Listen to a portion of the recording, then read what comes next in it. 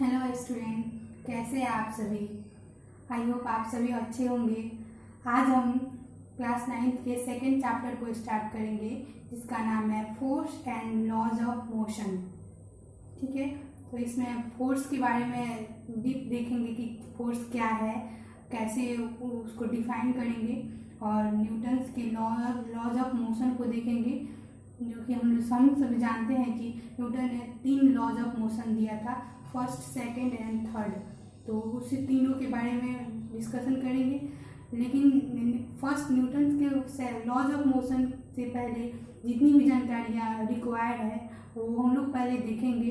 तो एक एक करके देखेंगे कैसे, उसके बाद first laws of motion, then second laws of motion and then third law of motion को देखेंगे, ताकि फर्स्ट लॉज ऑफ मोशन को में कोई भी टर्म रिलेटेड हो, हम सभी से रिलेटेड हो, अनजान नहीं हो हम सभी। इसी वजह से शुरू में हम लोग उस टर्म से रिलेटेड हो जाते हैं, उसके बाद आसानी रहेगी तीनों लॉज ऑफ मोशन को समझने में। ठीक है, तो वीडियो को स्टार्ट करते हैं। सेकेंड चैप्टर है चैप्टर 2,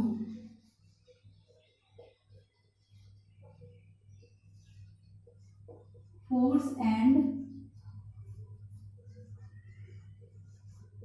लॉज ऑफ मोशन।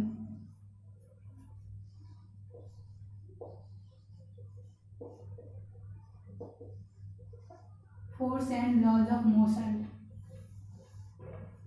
ठीक है, फोर्स देखिए, फोर्स के बारे में अलग अलग वैज्ञानिकों ने अपना कंसेप्ट दिया। फर्स्ट में दिया अरिस्टोटल ने अपना कॉन्सेप्ट दिया, जो कि था फर्स्ट में अरिस्टोटल, एक साइंटिस्ट थे, उसने अपना स्टेटमेंट दिया अरिस्टोटल्स फैलेसी। उनका स्टेटमेंट था when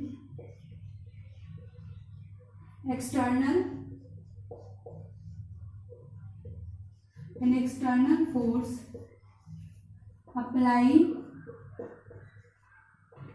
external force applies on the body,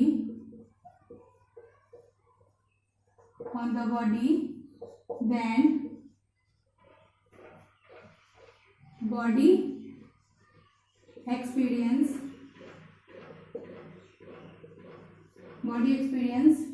uniform motion। देखिए, इनका स्टेटमेंट था when external force applies on the body then body experience uniform motion, जो कि पॉसिबल नहीं है, क्योंकि यूनिफॉर्म मोशन तभी होता है जब बॉडी पे नेट फोर्स 0 होता है। वो हम लोग देखेंगे, अभी देखेंगे इसके बाद। तो नेट फोर्स 0 हुआ तो फिर एक्सटर्नल फोर्स का बात ही कहाँ से आया। इस वजह से ये इनका स्टेटमेंट को बोलते हैं हम लोग अरिस्टोटल्स फैलेसी मीन्स मिसकॉन्सेप्ट। इसी वजह से इसको बोलते हैं अरिस्टोटल्स फैलेसी। उनसे क्या मतलब ड्रॉबैक, एक तरह से बोल सकते हैं, उनका क्या ड्रॉबैक था, उसी को बोलते हैं अरिस्टोटल्स फैलेसी। ठीक है, तो अरिस्टोटल ने फर्स्ट दिया। सेकंड दिया गैलीलियो।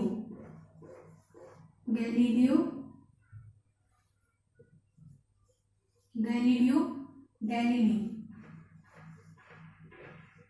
अब सभी नाम जानते होंगे इनका। ठीक है, इन्होंने कहा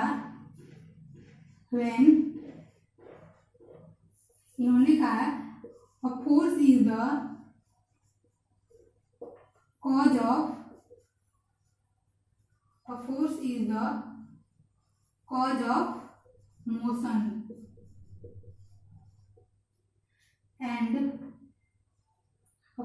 the cause of motion and the natural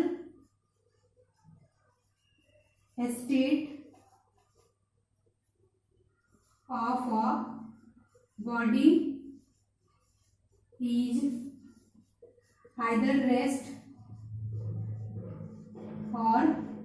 uniform motion, uniform motion. देखिए इन्होंने क्या बोला, इन्होंने बोला force is the cause of motion and the natural state of a body is either rest और यूनिफॉर्म मोशन। तो इनका मतलब मिसकॉन्सेप्ट यही था कि इन्होंने बोला कि force is the cause of motion, तो मोशन तो यूनिफॉर्म मोशन भी तो मोशन ही है एक टाइप का, लेकिन यूनिफॉर्म मोशन में क्या होता है, net force on the body zero होता है। तो वहाँ पे तो फोर्स का तो कॉन्सेप्ट ये नहीं ना लगेगा, अब force is the cause of motion.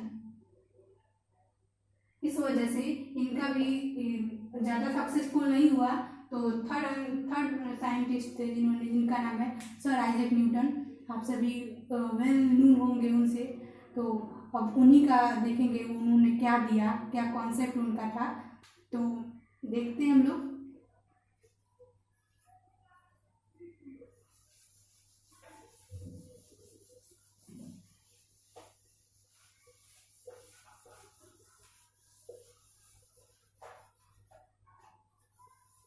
Newton को फादर ऑफ फिजिक्स भी कहते हैं हम लोग,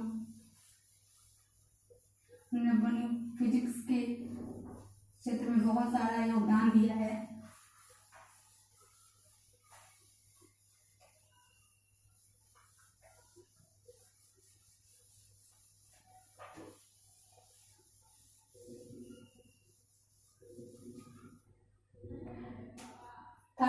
थर्ड थे आइंस्टीन साइंटिस्ट जिन्होंने फोर्स के बारे में अपना कॉन्सेप्ट दिया, वो थे sir Isaac Newton, sir Isaac Newton. ठीक है, इन्होंने बोला a force is the cause of motion and this force change the velocity of the body, जो कि ट्रू था, अभी भी उनका कॉन्सेप्ट अप्लाई होता है। अ फोर्स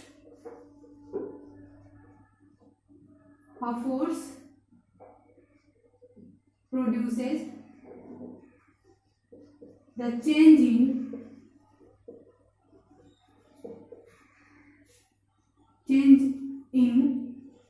velocity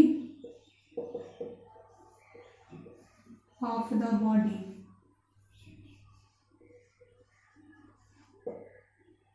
ठीक है, देखिए a force produces a change in velocity of the body। Body का देखिए, body natural state of the body होता है, आइदर वो रेस्ट में रहेगा या फिर वो यूनिफॉर्म मोशन में रहेगा। तो जब यूनिफॉर्म मोशन में रहेगा तो उस पर नेट फोर्स जीरो होगा, और इन्होंने नेट फोर्स जीरो होगा और ये बोले कि a force produces the change in velocity of the body. और जब बॉडी पे मान लीजिए एक बॉडी है, ये रेस्ट की कंडीशन में है या फिर यूनिफॉर्म मोशन है इसका, तो यहाँ पे एफ नेट हो जाएगा जीरो हो जाएगा, जीरो रहेगा। लेकिन जब ये फोर्स इस पे प्रोड्यूस होगा, फोर्स अप्लाई होगा, तब इस पे वेलोसिटी में चेंज आएगा। देखिए नेट फोर्स जीरो है तो इसमें एक्सेलरेशन भी जीरो है, क्योंकि फोर्स ही एक्सेलरेशन प्रोड्यूस करता है। तो एक्सेलरेशन जीरो है, इसका मतलब इसका वेलोसिटी कांस्टेंट है, और जब कांस्टेंट है तो जब इसमें फोर्स अप्लाई हो रहा है तो इसमें वेलोसिटी में एक्सेलरेशन प्रोड्यूस होगा। एक्सेलरेशन प्रोड्यूस होने का मतलब क्या है, जब उसमें वेलोसिटी में चेंजेज आ रहा है, तो वही इन्होंने बोला a force produces the change in velocity of the body. Velocity constant यहाँ पे नहीं रहेगा जब फोर्स जीरो नहीं होगा तो, ठीक है, वेलोसिटी कांस्टेंट नहीं रहेगा। अगर फोर्स जीरो है इसका मतलब वेलोसिटी कांस्टेंट है, अगर फोर्स उस पर अप्लाई हो रहा है तो जाहिर से उसमें एक्सेलरेशन प्रोड्यूस होगा, एक्सेलरेशन हो रहा है, इसका मतलब उसका वेलोसिटी कांस्टेंट नहीं है, उसका वेलोसिटी चेंज हो रहा है टाइम के साथ। ये इनका था जो कि अभी भी अप्लाई होता है, बहुत इन्होंने सक्सेस हुआ है इनका ये स्टेटमेंट, अभी भी अप्लाई होता है ये।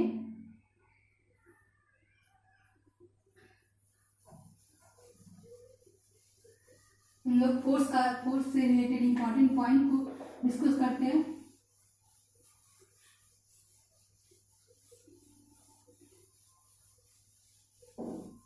देखिए न्यूटन ने 3 लॉ दिया। फर्स्ट उनका लॉ था, फर्स्ट लॉ से हम लोग डिटरमाइन करते हैं न्यूटन्स के बल फोर्स के डिफिनीशन को। कैसे फोर्स को डिफाइन करेंगे हम लोग Newton's first law of motion से सीखते हैं। और Newton second law of motion में बल का व्यंजक प्राप्त करते हैं, मतलब बल का जो अलजेब्राइक फॉर्मूला है उसको डिराइव करते हैं न्यूटन के सेकंड लॉ ऑफ मोशन से। और जो न्यूटन का थर्ड लॉ ऑफ मोशन है उसे बेसिकली कहा जाता है एक्शन रिएक्शन लॉ। ठीक है, अब every action is equal in opposite reaction, उसी को वही Newton third law of motion है। और अभी हम लोग देखेंगे फोर्स के इम्पॉर्टेंट पॉइंट को। इम्पॉर्टेंट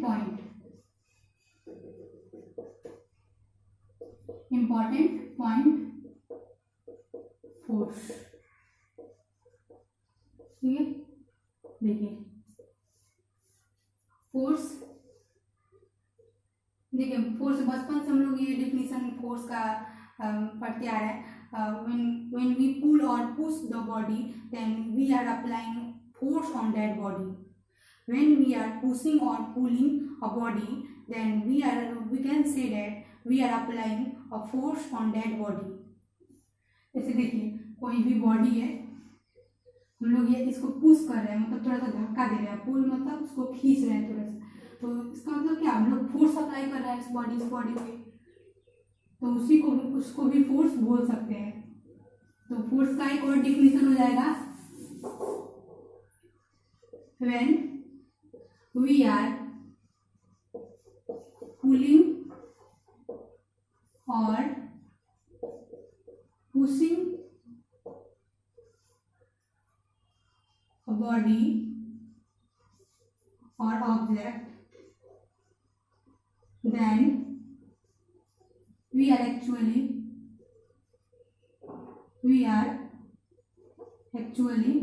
applying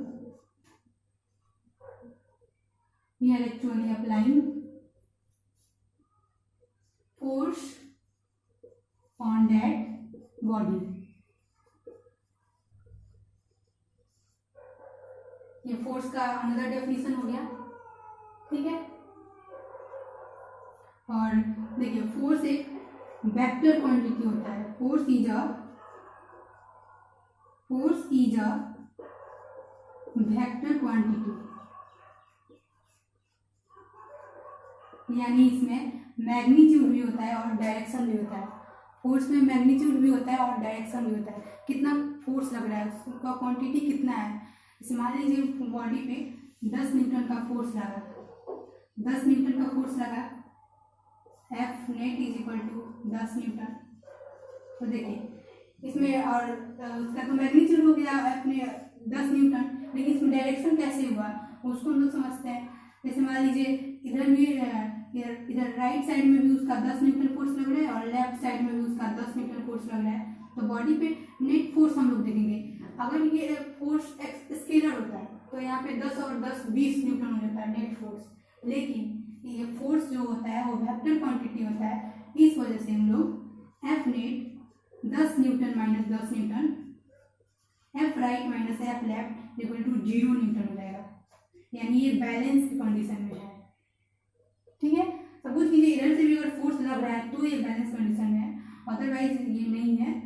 ठीक है, तो फोर्स इसी वजह से ये एक्सप्लेनेशन है कि फोर्स एक वेक्टर क्वांटिटी है। ठीक है, और मैग्नीट्यूड तो उसका है ही, मैग्नीट्यूड तो हर क्वांटिटी में होता है, चाहे वो स्केलर हो चाहे वेक्टर हो, लेकिन डायरेक्शन का मतलब है ये टोटल 10 प्लस 10 20 नहीं हो जाएगा, बल्कि 10 माइनस 10 नेट उसका 0 न्यूटन हो जाएगा। ठीक है, यानी इसमें कोई भी फोर्स नहीं लग रहा है, बॉडी रेस्ट में है या फिर यूनिफॉर्म मोशन से चल रहा है तो अभी भी चलेगा। ठीक है, तो फोर्स इज वेक्टर क्वांटिटी और फोर्स को रिप्रेजेंट करते हैं। फोर्स इज रिप्रेजेंटेड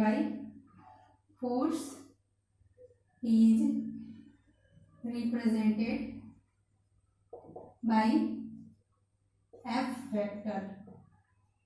ठीक है, क्योंकि ये वेक्टर क्वांटिटी इस वजह से वेक्टर का सिंबल भी देंगे हम लोग।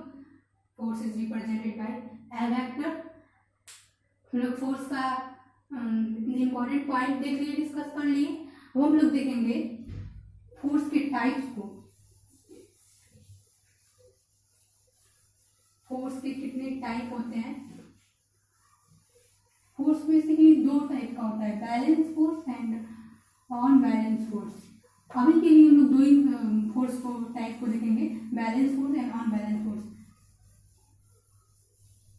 बाकी फोर्स ग्रेविटेशनल फोर्स या इलेक्ट्रोस्टैटिक फोर्स ये अलग हो गया, लेकिन अभी के लिए हम लोग बैलेंस और अनबैलेंस फोर्स को ही देखेंगे।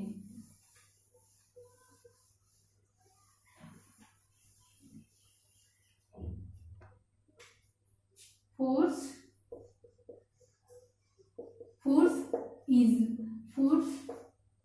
is of two types. Force is of two types. First, balanced force, and second, unbalanced force. Unbalanced force. Force is of two types, balanced force and unbalanced force. इसको कैसे समझेंगे, सबसे पहले figure के through समझते हैं हम लोग। लीजिए बैलेंस, यहाँ पे बैलेंस फोर्स का कंडीशन लीजिए, बैलेंस फोर्स, और यहाँ पे अनबैलेंस्ड फोर्स, अनबैलेंस्ड फोर्स। यहाँ पे भी बॉडी बना लीजिए, बना लेते हैं। देखिए इस बॉडी पे राइट साइड में 80 न्यूटन का फोर्स लग रहा है, सपोज कीजिए, और लेफ्ट साइड में भी उस पर 80 न्यूटन का फोर्स लग रहा है, ठीक है। और इस बॉडी पे राइट साइड में 60 न्यूटन का फोर्स लग रहा है और लेफ्ट साइड में 20 न्यूटन का फोर्स लग रहा है। तो देखिए इस बॉडी पे नेट फोर्स निकालते हैं। Net force on the body is F right minus F left, F right minus F left. तो इसका कितना हो जाएगा, 80 माइनस 80 यानी 0 न्यूटन।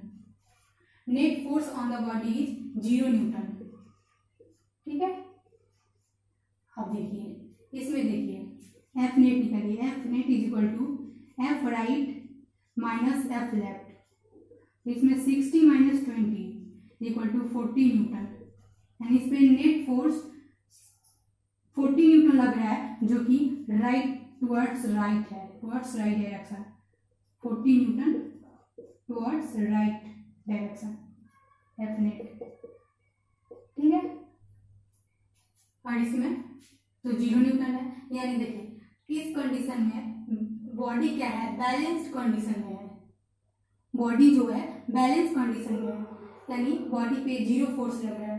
अगर ये बॉडी, सुनिए ध्यान से, अगर ये बॉडी पहले से यूनिफॉर्म मोशन में होगा तो बॉडी यूनिफॉर्म मोशन नहीं आगे भी जाएगा, क्योंकि देखिए बॉडी पे 0 न्यूटन का फोर्स तो लग रहा है, लेकिन अगर बॉडी पहले से ही मोशन यूनिफॉर्म मोशन में होगा, फोर्स तो 0 है, लेकिन तो फोर्स 0 है लेकिन यूनिफॉर्म मोशन में पहले से अगर होगा तो भी वो यूनिफॉर्म मोशन से ही कंटिन्यू करता जाएगा, ठीक है। और इस पे देखिए नेट फोर्स 40 न्यूटन है, यानी इसमें एक्सेलरेशन है, ये एक्सेलरेटेड मोशन प्रोड्यूस करता है। एक्सेलरेटेड हम लोग कह सकते हैं unbalanced force produces accelerated motion and balanced force produces either uniform motion or body is at rest. In balanced condition body is at rest or in uniform motion, and in this condition body produces unbalanced force produces accelerated motion, uniform accelerated motion, ठीक है। तो यही इसका theory है, ठीक है। हम लोग बैलेंस और अनबैलेंस फोर्स के बीच डिफरेंसेस को देखेंगे।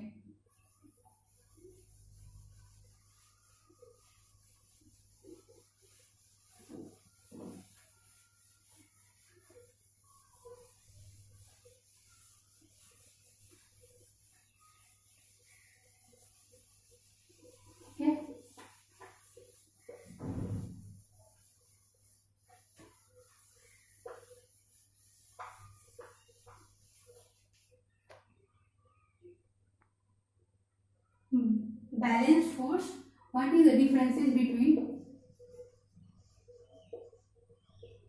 differences between balanced force and unbalanced force. Differences between balanced force and unbalanced force. यहाँ पे बैलेंस फोर्स को लिख लीजिए और यहाँ पे अनबैलेंस्ड फोर्स, अनबैलेंस्ड फोर्स। ठीक है, देखिए फर्स्ट में होगा in this condition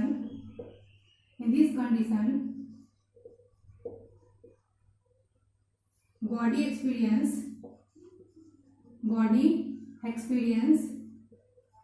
no acceleration, and in this condition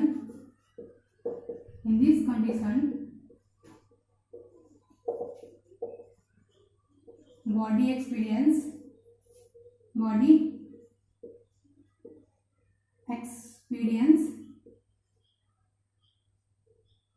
acceleration.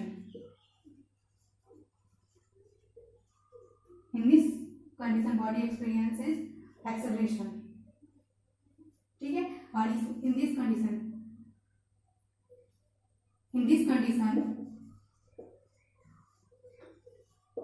net force on the body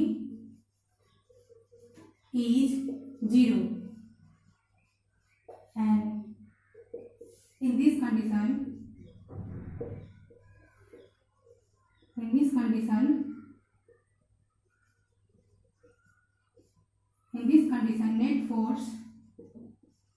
net force on the body is not 0. Body पे फोर्स लगेगा तभी तो उसमें एक्सेलरेशन प्रोड्यूस होगा ना, इस वजह से in this condition body experience net force. ठीक है, अब देखिए थर्ड में होगा when it